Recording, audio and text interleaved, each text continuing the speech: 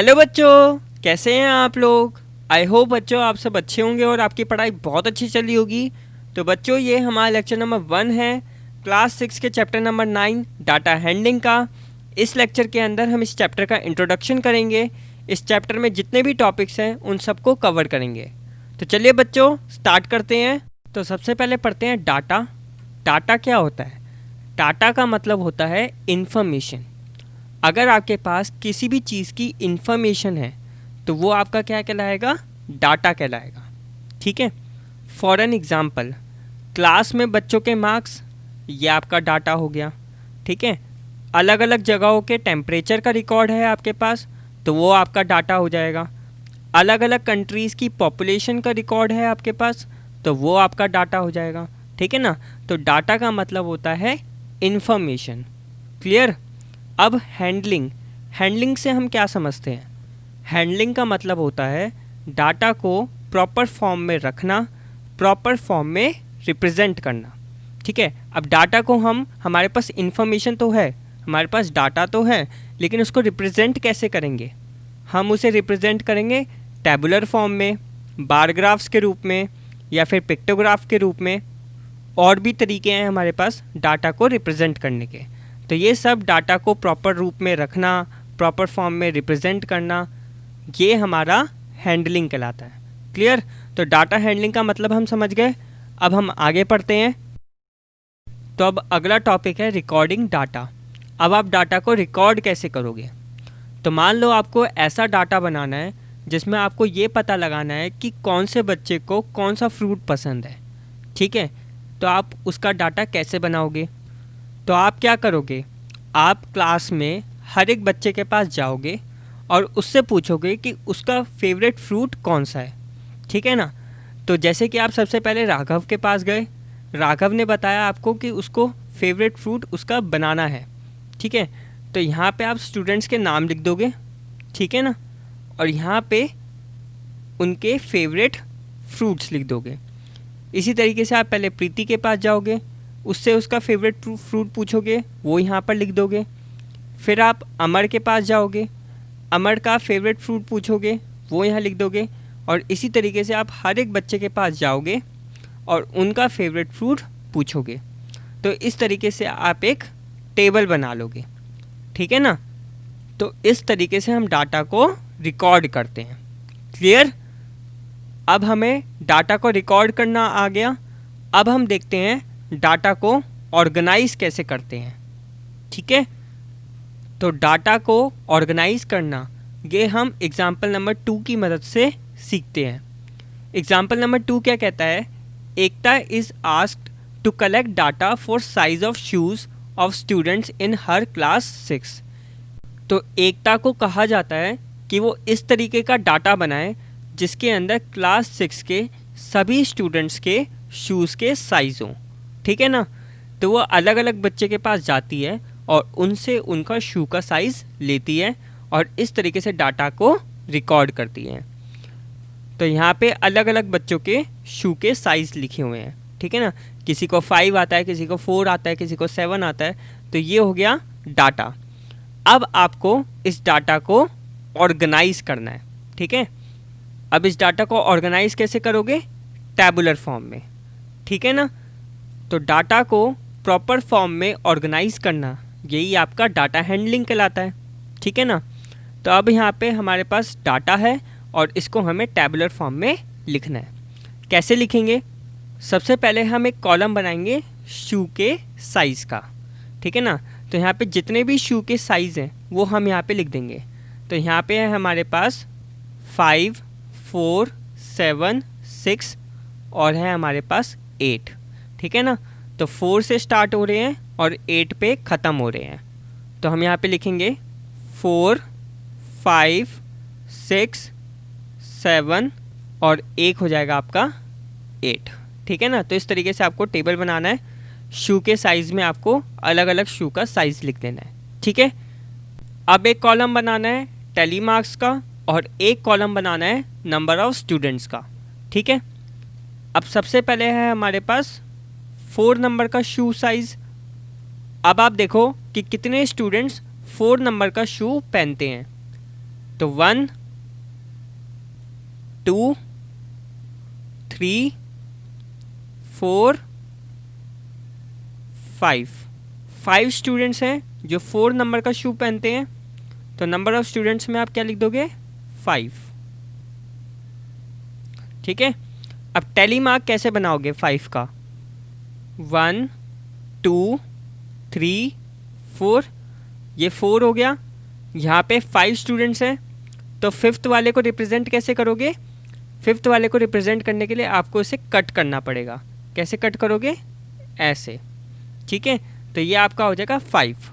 1 2 3 4 और ये जो लाइन है ये आपका हो जाएगा 5। अब आगे देखते हैं 5 नंबर वाला शू।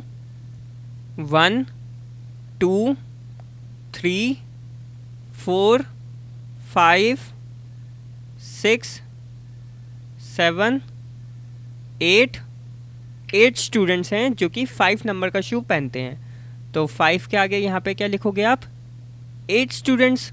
ठीक है, अब 8 का आप टैली मार्क कैसे बनाओगे? 1 2 3 4 और ये हो गया 5, ये तो हो गए 5 स्टूडेंट्स।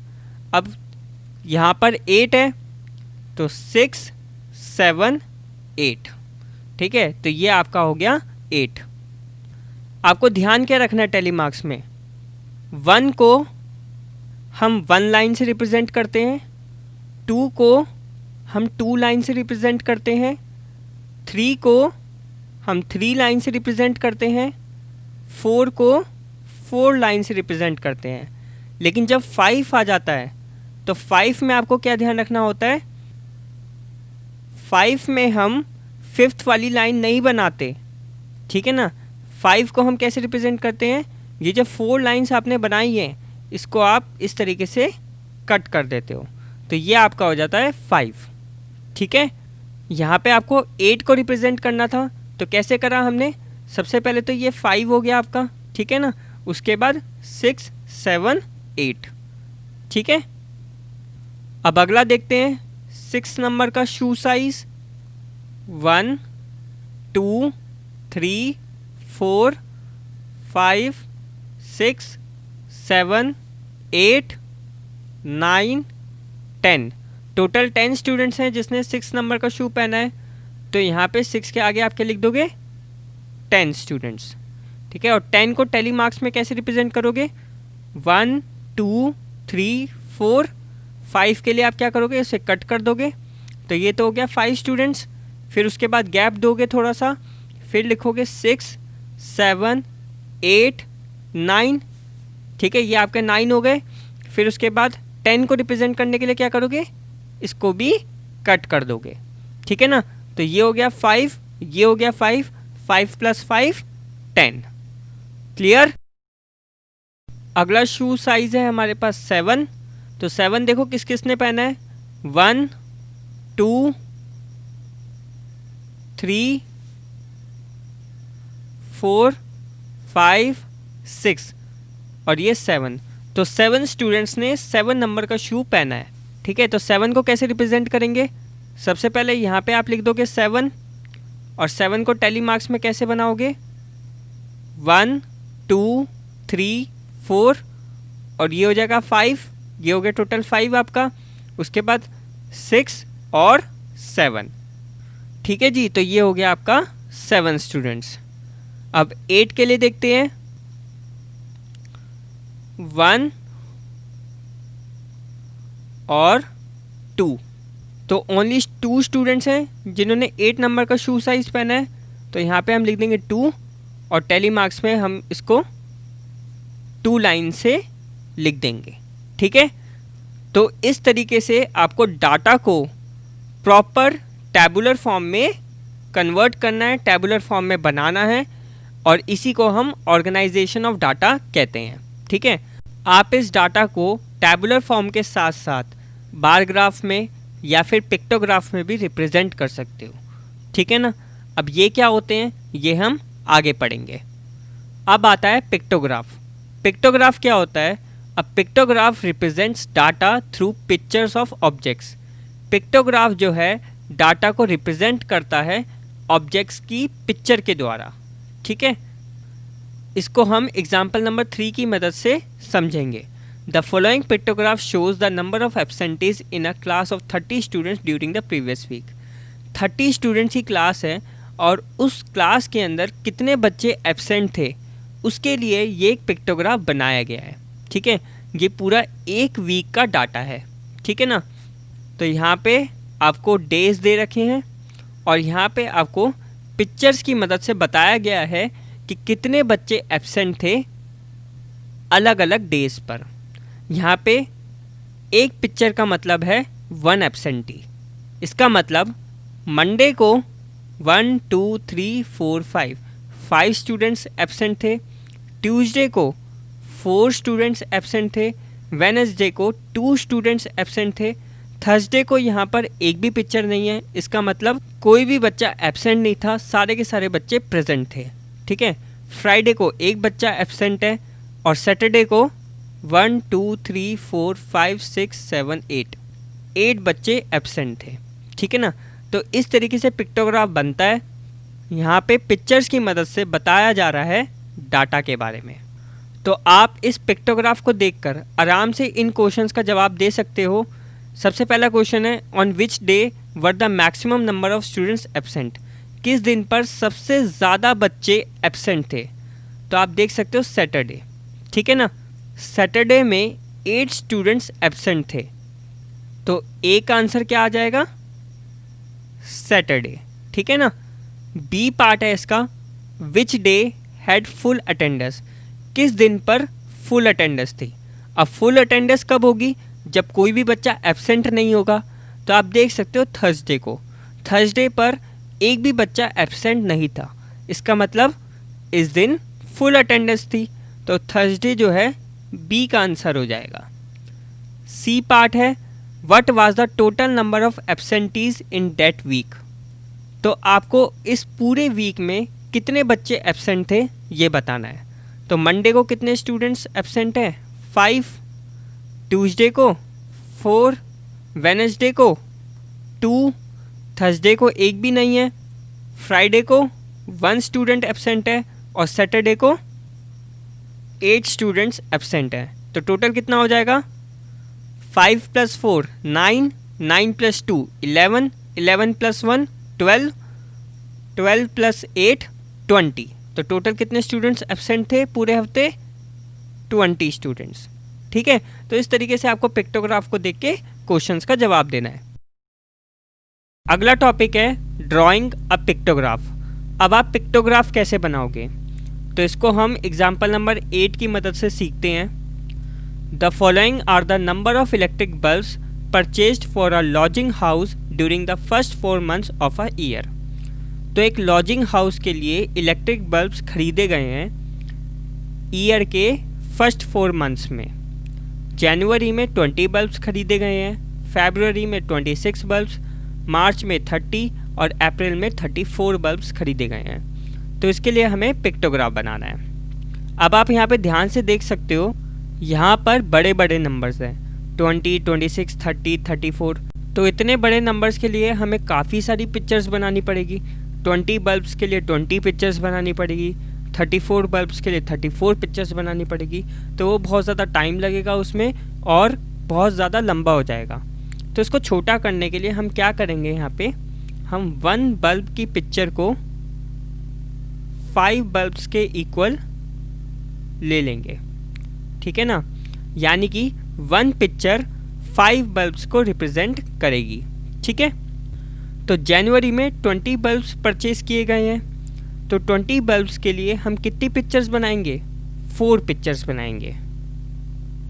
1 2 3 4 पिक्चर्स बनाई। हर एक पिक्चर 5 बल्ब्स को रिप्रेजेंट कर रही है, तो 5 10 15 20, तो हो गए ये 20 बल्ब्स। अब देखो फरवरी में है 26 बल्ब्स। 26 बल्ब्स हैं, तो 26 के लिए सबसे पहले तो आप 25 और 1 में इसे ब्रेक कर लो। 25 + 1 26 होता है आपका। ठीक है ना, तो 25 के लिए तो हम यहाँ पे सीधा 5 पिक्चर्स बना देंगे। 1 2 3 4 5 पिक्चर्स बना दी। अब ये 5 पिक्चर्स जो हैं 25 बल्ब्स को रिप्रेजेंट कर रही है। अब ये 1 बल्ब को कैसे रिप्रेजेंट करेंगे हम? इस 1 बल्ब के लिए हम पूरी पिक्चर तो बना नहीं सकते। पूरी पिक्चर बनाएंगे तो ये 5 बल्ब्स को रिप्रेजेंट करेगा। आधी पिक्चर भी नहीं बनाएंगे, ठीक है ना, तो आधी पिक्चर बनाएंगे तो ये 2 या 3 बल्ब्स को रिप्रेजेंट करेगा।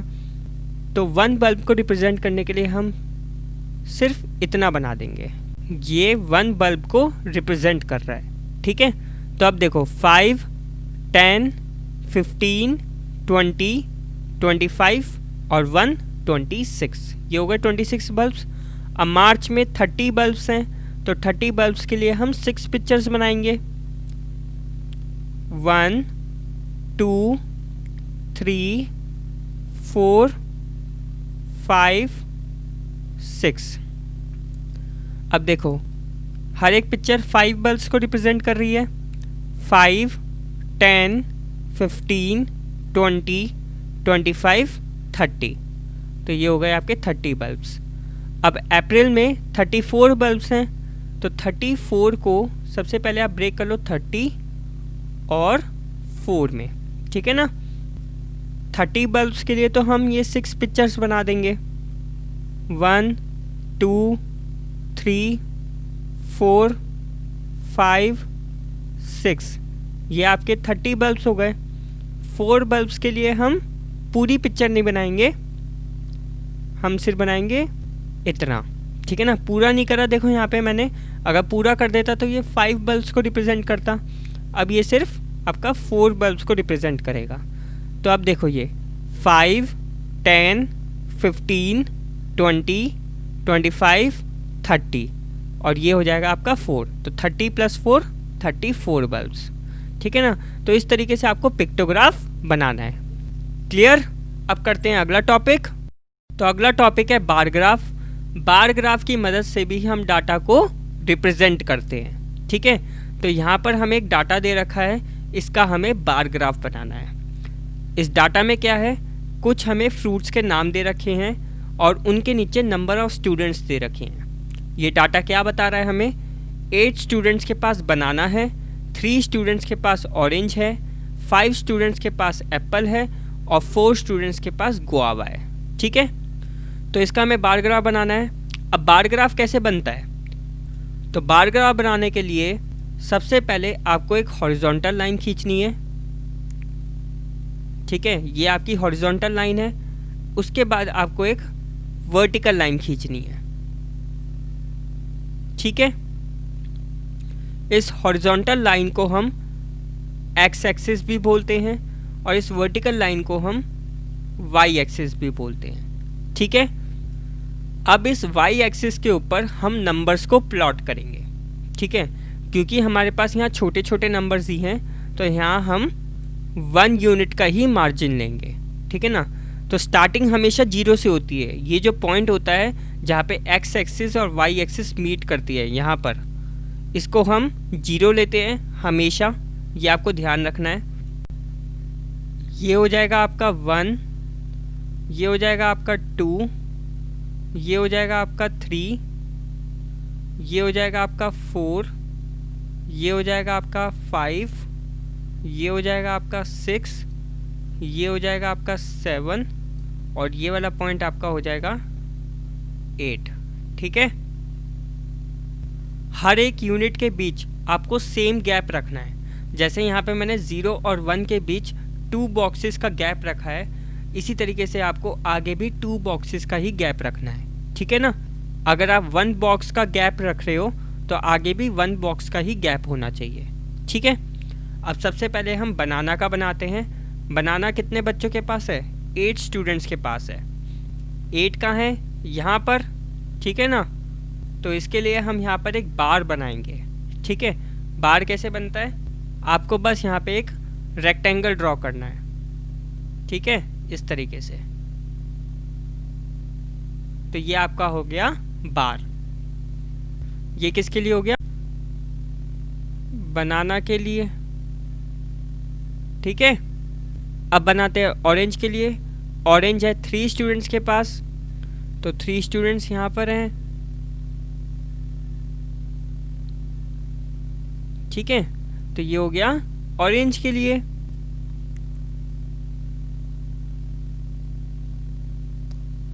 क्लियर। अब बनाते हैं एप्पल के लिए। एप्पल है 5 स्टूडेंट्स के पास, 5 है यहाँ पर।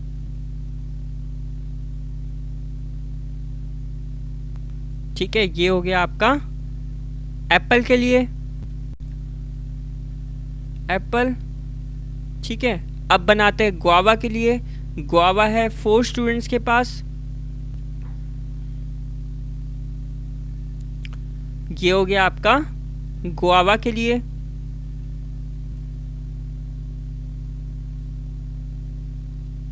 तो इस तरीके से आपको बार ग्राफ बनाना है।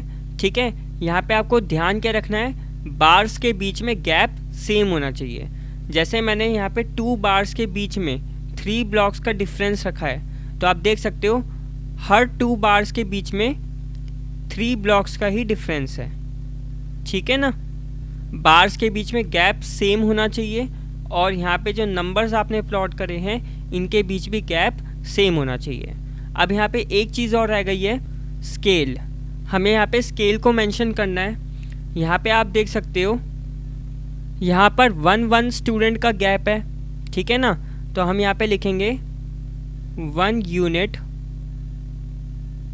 Equal to 1 student. ठीक है, ये आपका स्केल होता है, ये आपको हर बार ग्राफ में मेंशन करना ज़रूरी है। अगर आप यहाँ पे 100 का गैप ले रहे हो, जैसे 0, 100, 200, 300, तो यहाँ पे आपको लिखना है 1 यूनिट इक्वल टू 100। अगर आप 10 का गैप ले रहे हो, 0, 10, 20, तो आप यहाँ पे लिखोगे 1 यूनिट इक्वल टू 10। ठीक है ना, तो ये आपका स्केल होता है, और ये आपको हर बार ग्राफ में मेंशन करना है। ये एक्स एक्सिस यहाँ पे फ्रूट्स को शो कर रही है, तो यहाँ पे आप लिख दोगे फ्रूट्स। ठीक है ना, और ये वाई एक्सिस स्टूडेंट्स को रिप्रेजेंट कर रही है, तो आप यहाँ पे लिखोगे नंबर ऑफ स्टूडेंट्स, इस तरीके से। ठीक है, तो इस तरीके से बार ग्राफ बनता है। अब आप बार ग्राफ को देखकर कोई भी क्वेश्चन का जवाब भी देख सकते हो। जैसे कि अगर मैं आपसे पूछूं कि कौन सा फ्रूट है जो सबसे ज़्यादा स्टूडेंट्स के पास है, तो आप देखोगे बनाना जो है 8 स्टूडेंट्स के पास है, इसका सबसे बड़ा बार है, तो इसका आंसर बनाना हो जाएगा। अगर मैं आपसे पूछूं कि कौन सा ऐसा फ्रूट है जो सबसे कम स्टूडेंट्स के पास है, तो इसका आंसर हो जाएगा ऑरेंज। ठीक है ना, क्योंकि ऑरेंज का जो बार है सबसे छोटा है, इसी वजह से ऑरेंज सबसे कम बच्चों के पास है। इस तरीके से जो क्वेश्चंस होंगे जो आपको बार ग्राफ को देखकर बताने होंगे, वो आप आराम से बता दोगे। ठीक है, तो बस इस वीडियो में इतना ही। अगर आपको किसी भी टॉपिक में डाउट हो तो प्लीज़ नीचे कमेंट करना, मैं आपके कमेंट का आंसर जल्द से जल्द देने की कोशिश करूँगा। अगर आपको ये वीडियो पसंद आई हो तो प्लीज़ वीडियो को लाइक कर देना, और अभी तक अगर आपने इस चैनल को सब्सक्राइब नहीं करा तो प्लीज़ चैनल को सब्सक्राइब कर देना, और साथ ही में नोटिफिकेशन बेल को भी दबा देना, ताकि आने वाली वीडियोज़ की अपडेट आपको मिलती रहे। So thanks for watching, keep supporting, keep loving, keep growing.